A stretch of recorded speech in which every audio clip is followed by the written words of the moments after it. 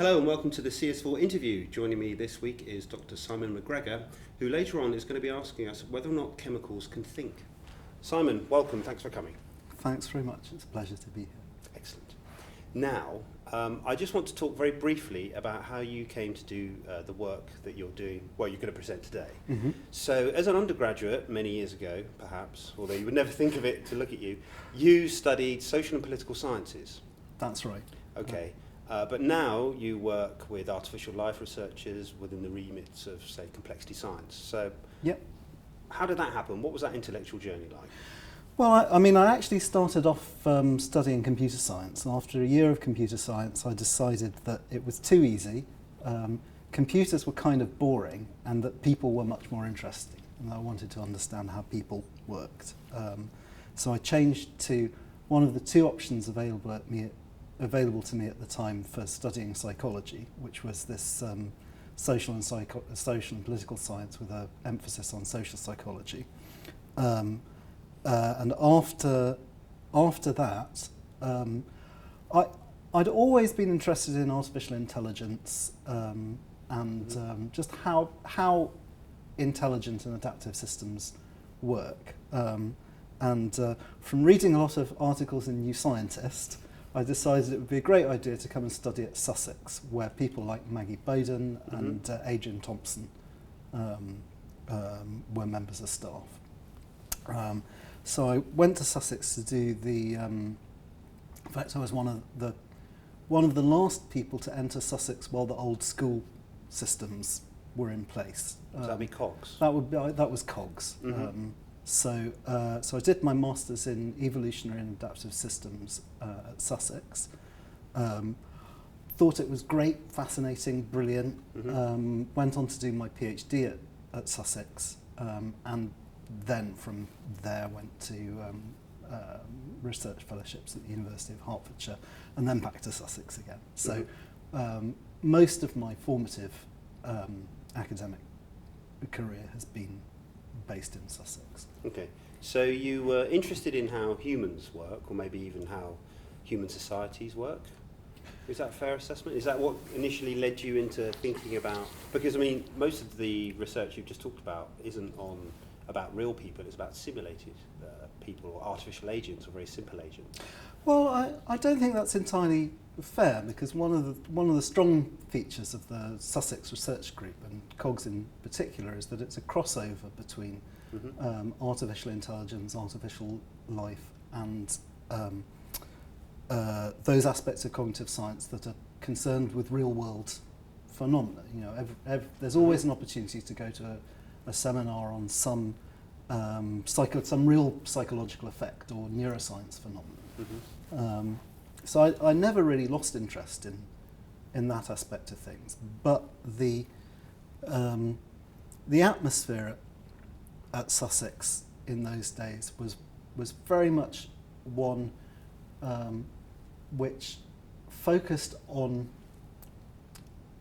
grand overarching principles, and I got very interested in those as well. So, what sorts of principles underlie the ways that humans make decisions, the ways that animals learn about their environment, the way that evolution works, the way that hurricanes maybe move towards areas of the sea that sustain them better. So that's a fundamentally multidisciplinary environment, which Yeah, is one of the big things about absolutely. Sussex One at of the the time. big draws of Sussex at the time that I enrolled as a master's student. Okay. At the time, so no longer, would you say? Things have changed somewhat? Yeah, so I think things have definitely changed since the days of COGS as an academic school. I think there's less interdisciplinary research done now. So when you talk about these big overarching issues, or the big questions, Yeah. presumably you're quite sold up on the idea that you must take these multi or interdisciplinary approaches if you're going to get any traction. You can't just divide and conquer, perhaps.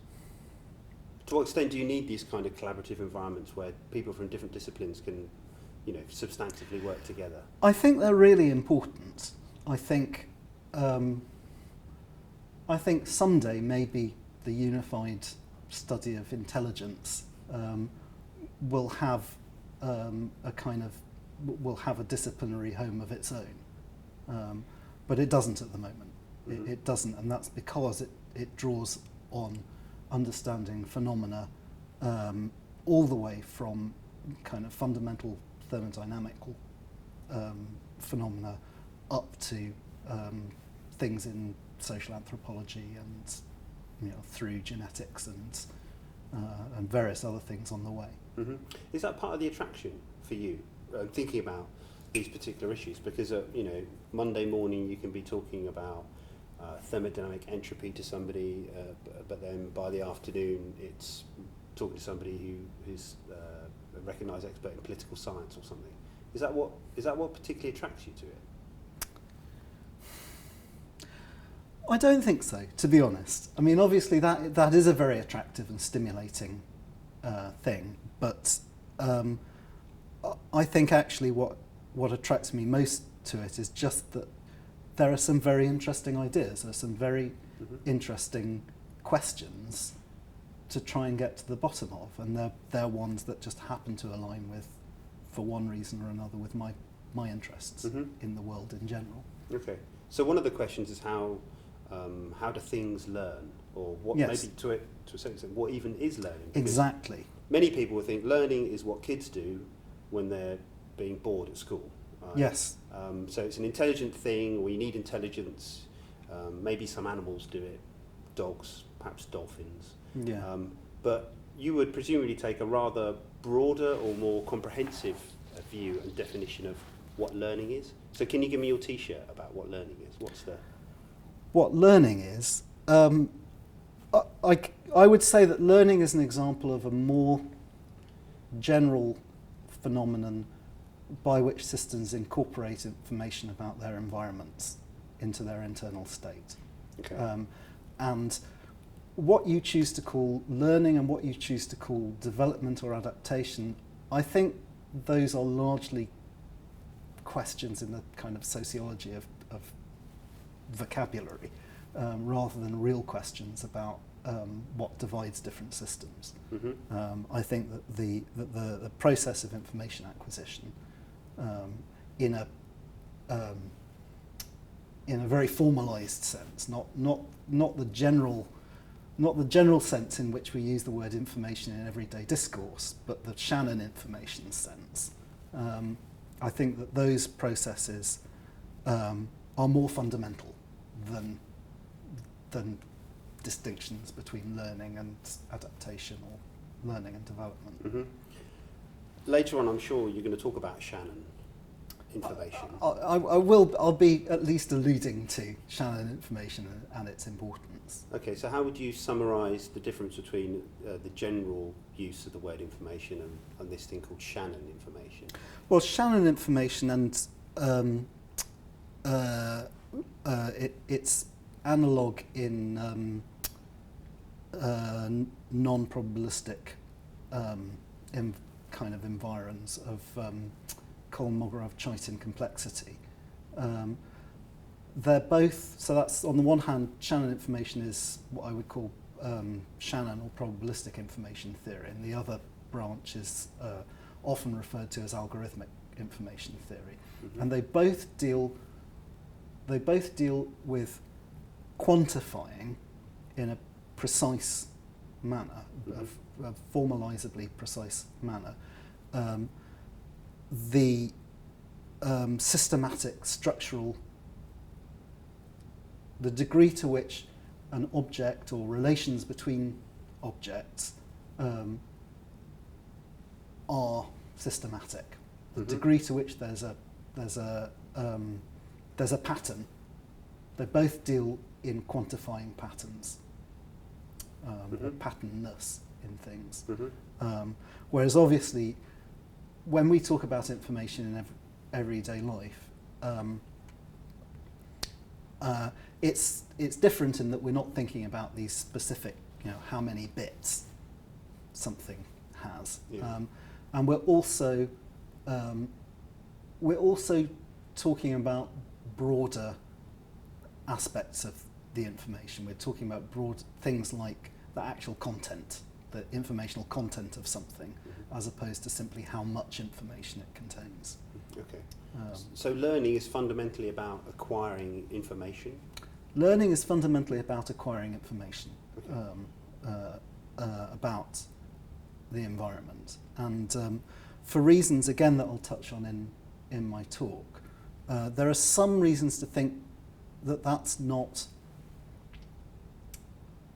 a simple physical thing in a system, that there's a certain amount of interpretation or attribution going on. So that's like Dennett's, philosophically speaking, Daniel Dennett's intentional stance, where he says that the difference between a thing that can have ideas about something else and a thing that can't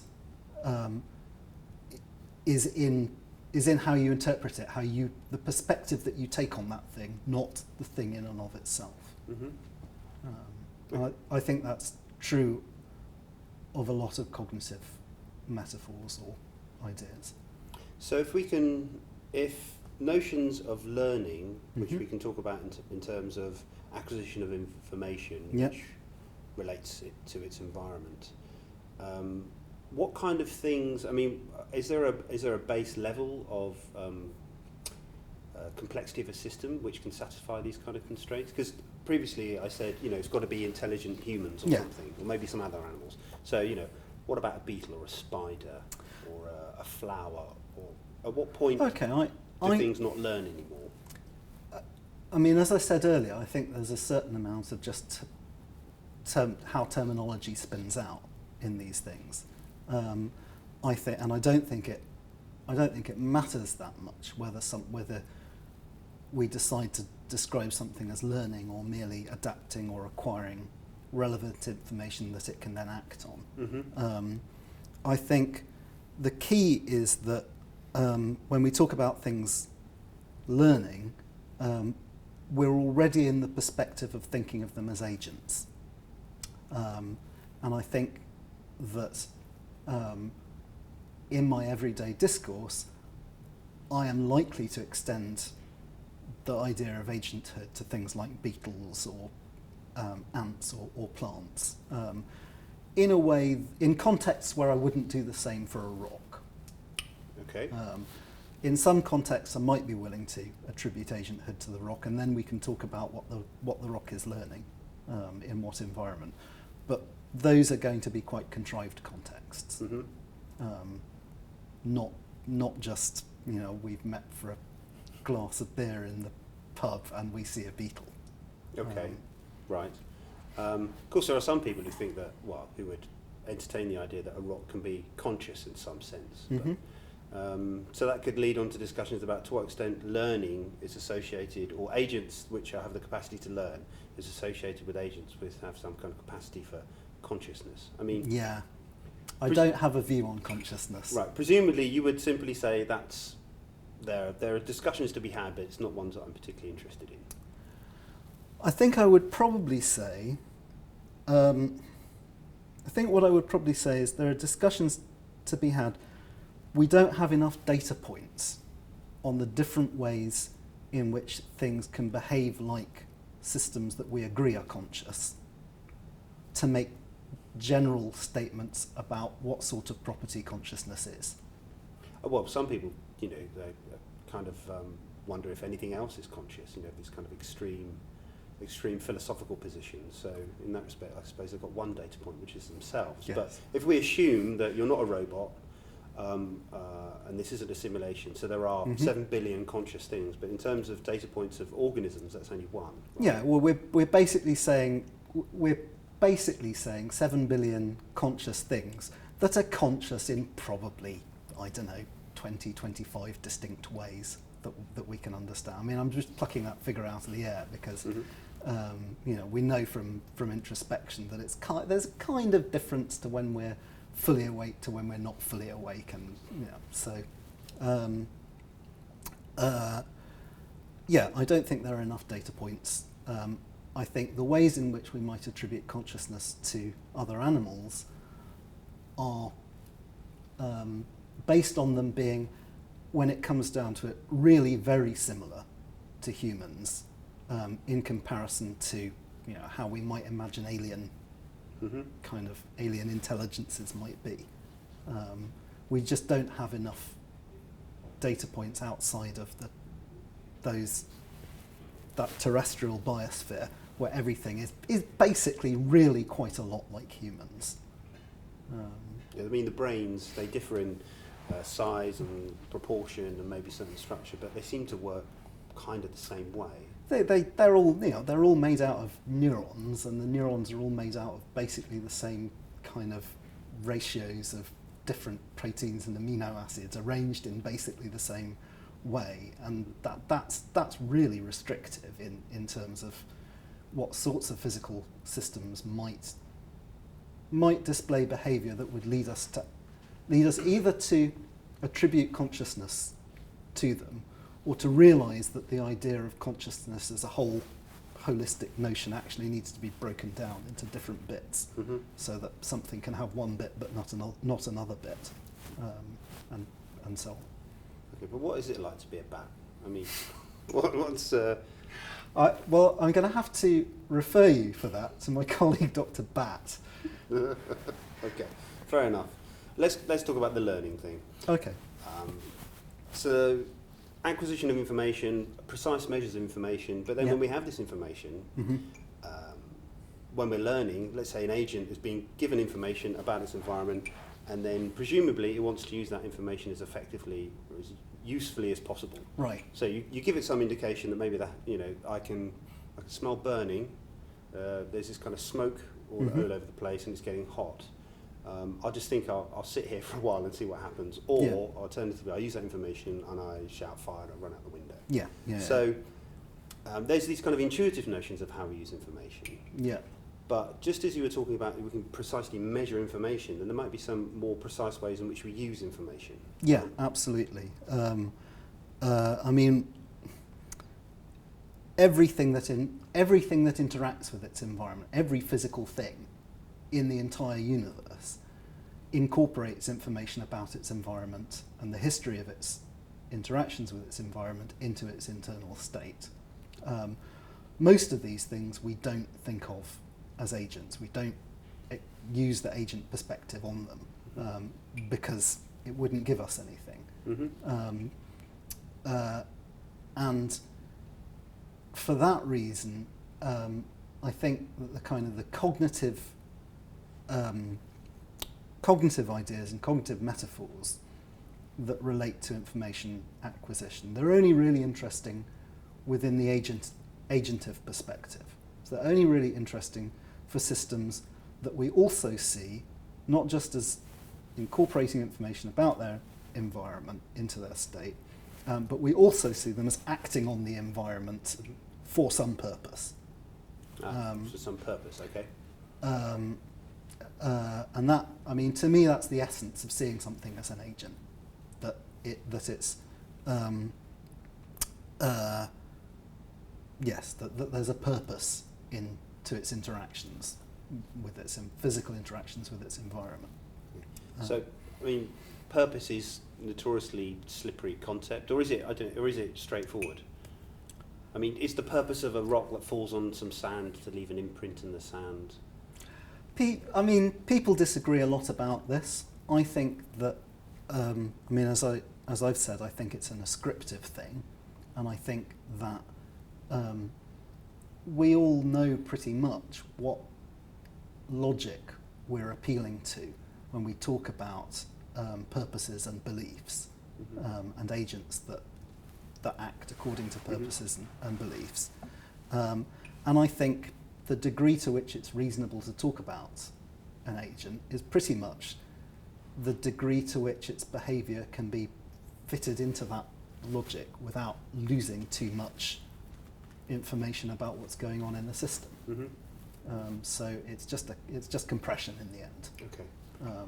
So they get this information and it's interpreted or acted upon with respect to the goals or the intentions or the purposes or beliefs of the agent. That we attribute to the agent. That we would want to attribute to the agent because Yeah. you don't know what it's like to be a bat. or a rock, or, No, or no. whatever. I'm not even sure all of the time I know what it's like to be me. But Right. Me neither, I think. Anyway, where was I? Right, so you have this information and we act on it pursuant to, purpose. mhm. So later on you're going to talk about inference methods, right? Yes. What I'm going to talk about is a way in which this logic that I talked about that governs agents and their interactions with their environment, the belief purpose kind of logic. I said that we all know how it works. That's not the same as us having a formal model of it that we can then compare to a real or simulated system. Mm-hmm. Fortunately, the inference part of it, the part of forming beliefs in response to observed data, we do have a formal model of. We have a formal idealized model of what it means to reason correctly in your inferences about what's going on in the external world based on a partial sensory impression of it. Mm-hmm. And that formalism is Bayesian inference. Okay, right. Bayesian inference. So, I understand Bayesian inference as being a principled way. Mm-hmm. There's lots of different ways that can be shown it's much better than other ways. Yep. In which we can make a kind of the least worst guesses given incomplete data. So we don't have complete information about let's say, what's going on out there. Yep. And we need to act upon that information because, we've got purposes and things. Yep. So what's either the least worst way or the best way of incorporating that information, which people talk in terms of Bayesian inference. Yep. So how does it work? There's a very simple equation and it just tells you how to change things. So it works by, the core idea in Bayesian inference is it treats probabilities as subjective uncertainties. It doesn't make any kind of big metaphysical claims about the universe. Philosophically speaking, it's an epistemological rather than metaphysical stance. So it asks the question,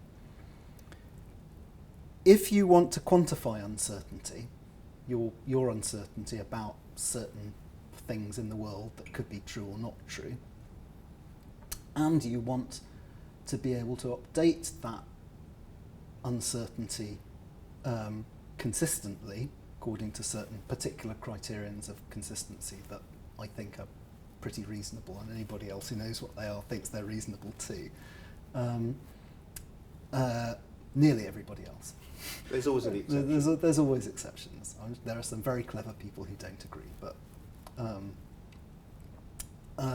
so if you want to update those uncertainties consistently in response to new data, relevant new data, the argument is there's only one way to do it, and that way is using this simple equation called Bayes' rule, and that depends on having. It's usually cast in terms of a forward model. So the thing you're trying to infer is whether it's raining or not, and the thing that you observe is whether your windowsill is wet.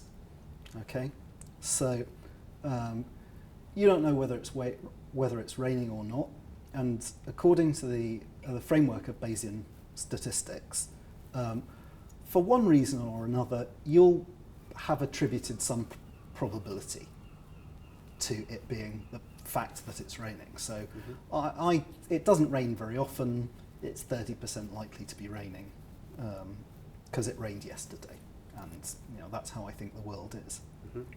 So you now need a forward model which tells you if it is in fact raining, how likely it is that your windowsill will be wet, and on the other hand, if it is not in fact raining, how likely it is that your windowsill will be wet. If you've got that forward model and you then observe whether the windowsill is wet or not, there's only one consistent way to update your 30% it's raining guess. And Bayes' rule tells you what it is. It tells you what the number should be.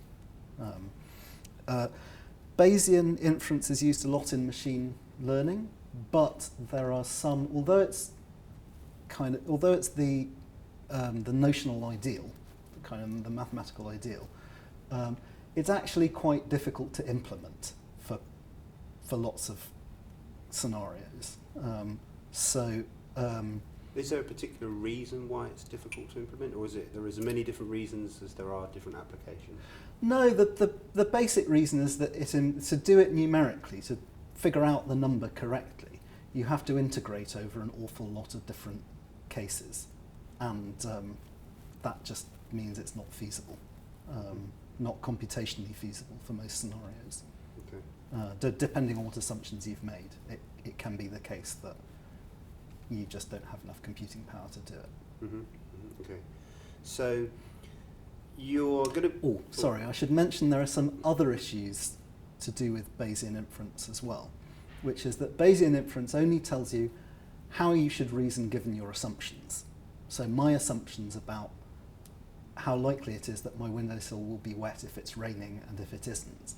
And my assumptions about, before I saw my windowsill, how likely I thought it was that it was raining outside. Given those, Bayesian inference tells you what to think next. It doesn't tell you how to think those things to begin with. Mm-hmm. So in that respect, it's quite a fundamentally subjective exercise, in that we could all have different assumptions, we could all have different beliefs. Absolutely, absolutely. And one of the beautiful features of Bayesian inference is that if you and I start off with different beliefs, but we have assumptions that when you follow all the beliefs down at core, our assumptions actually are about how the world works are the same in some really fundamental sense. The beautiful result in Bayesian inference is that however differently we start off in our beliefs, after we have observed enough of the same data, our beliefs are guaranteed to converge. That's a lovely idea. And then when you look at how humans respond unfortunately, in the real world, we'll die before that happens. But there's also been, you're most probably aware of the research where you show people empirical data or just research or just counterfactuals with respect to their preconceived beliefs, and it doesn't change their opinion, it can actually reinforce their previous views and makes it harder for them to overcome a previous belief. I think it's obviously the case that humans are not ideal reasoners, either in about probabilistic things, where Bayesian inference is the ideal reasoning process, or about purely formal things. Mm-hmm. You know, like professional mathematicians make mistakes when they are doing maths. We're not perfect. No. But later on you're going to be talking about how very simple simulated chemical systems do implement this form of... Yes, not perfectly as it happens. Not perfectly, but could you even say that they're more rational than humans in this respect? I mean, at least they don't seem to go in the opposite direction. I don't think that would be I don't think that would be a fair characterization. I think the axes on which humans can be rational or not rational, and the sheer range of things that they can be rational or irrational about, is so huge that it's just not fair to make comparisons of that sort. I can't think of a good analogy, but if I think of one later, I'll email it to you. Okay, thank you. But just to be clear about this, there are very simple systems that can instantiate Bayesian, or they can learn about their environment via this kind of Bayesian method. Or we can understand how they do it. Yeah. And these processes will be going on in chemical systems, in chemical systems in our brains. They go on in simple electronic circuits that have been designed as signal filters.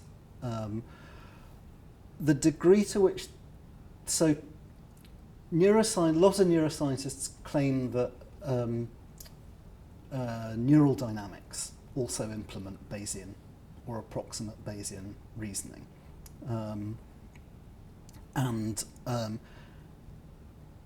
I don't actually have any evidence that systems of the sort that I'm talking about, simulated well-mixed chemical reaction networks, that those are doing anything like what I show them doing in simulation in biological systems.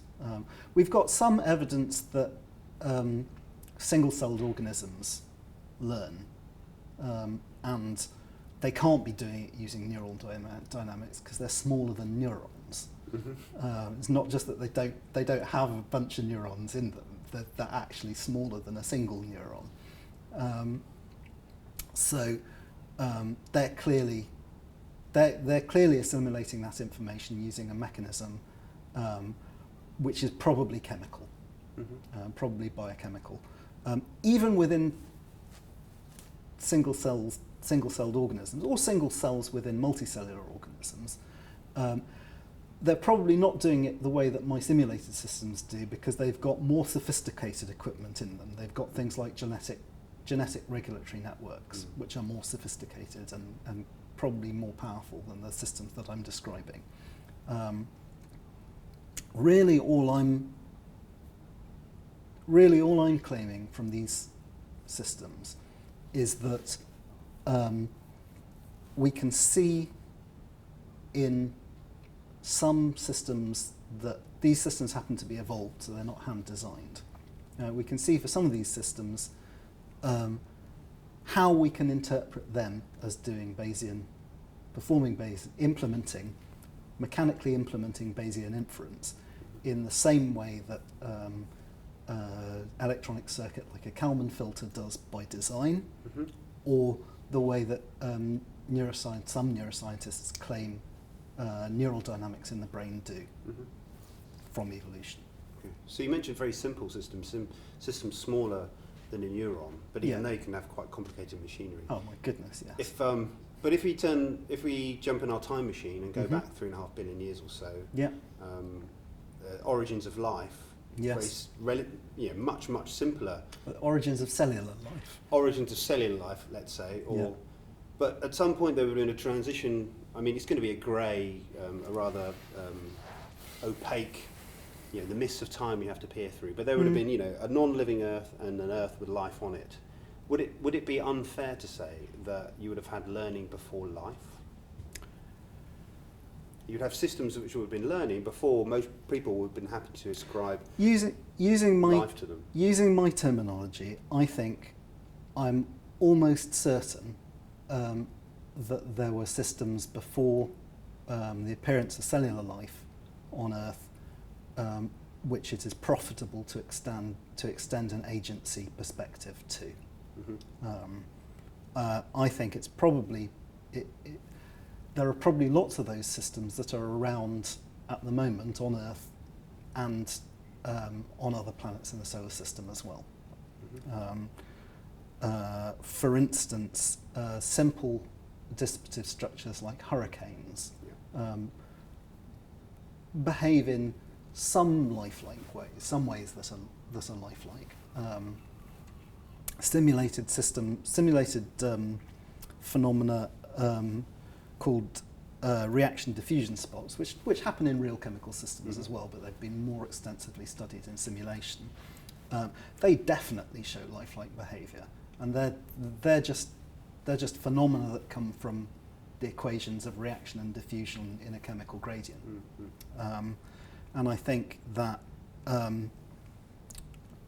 I personally think there's probably a spectrum without a phase change of lifelike behaviour in the universe, from not lifelike at all to life, biological life on Earth, possibly even to something that is even more lifelike than biological life on Earth. Perhaps in a billion years' time we'll look back, or whatever will be conscious in a billion years' time, we'll look back on us as being kind of lifelike. But well, exactly.